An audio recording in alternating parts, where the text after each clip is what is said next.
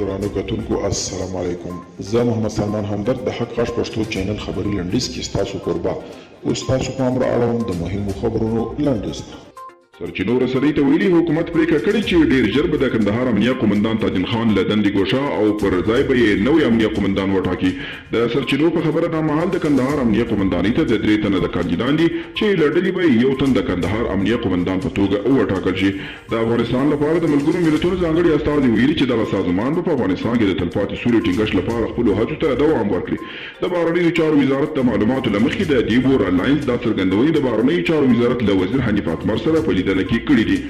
راپورونه وایي چې پاکستاني پولیسو په خیبر پښتونخوا کې د هغو زرګونو کسانو مخه نیولې ده چې اسلام آباد ته په یو پراخ لاریون کې د ګډون لپاره دغه ایالت ته روانو.